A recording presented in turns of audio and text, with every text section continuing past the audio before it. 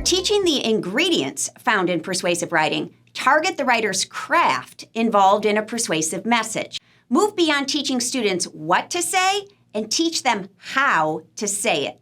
These lessons include rhetorical devices, or different ways to express and impress one's opinion. A Google search results in dozens of rhetorical devices. This video addresses 3: tone, language, and repetition. Tone is the writer's attitude about the topic. It's also the trait of voice. Although an obvious element of persuasive writing, tone goes beyond telling students to be passionate.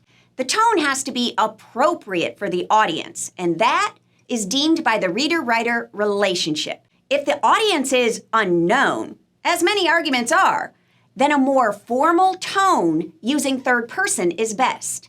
A strong writer also knows what attitude would appeal to his audience. It may be to arouse fear around this topic, or disgust, or sympathy, or motivation. Voice is a choice, and choosing the tone is important. Now, the tone conveyed comes down to the words selected, and that's a second rhetorical device: word choice or language. Review with students that synonyms are not words that mean the same thing. No, they're shades of a similar meaning. A writer can tweak the tone of his message by simply substituting synonyms: pollution or poison, trade or bribe, genocide or murder. Each pair of synonyms clearly has a different connotation and consequently delivers a different vibe.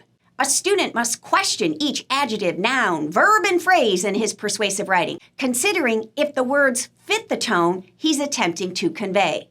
Listen to these 2 sentences describing a gun. A gun is a sleek, silver piece of sophisticated weaponry. Or, a gun is a cold hunk of metal, dark and barbaric and ready to kill. Tone and language clearly have a close relationship. Now, for the third rhetorical device, imagine a snowball rolling down a hill, getting bigger and bigger with every rotation. That's the effect of repetition. Every time a phrase or sentence repeats, its power escalates. The most important aspect of the repetition technique is to identify something that is worth saying over and over. Only repeat a fact or sentence because it has big impact. This might be a witty one-liner, a critical fact, or a severe statement. After identifying what will repeat, craft it into a short statement. Powerful messages tend to fizzle in long sentences, so present it in a short, punchy sentence. When integrating the repeating line, look for 3 or 4 opportunities throughout the writing, but don't overdo it. What started as a great technique can quickly become monotonous for the reader. The starting point of an argument is always the traits of ideas and organization to determine the claim, the reasons, and the evidence. But additional lessons on rhetorical devices like tone, language, and repetition, those polish a student's writing skills in the areas of voice, word choice, and sentence fluency.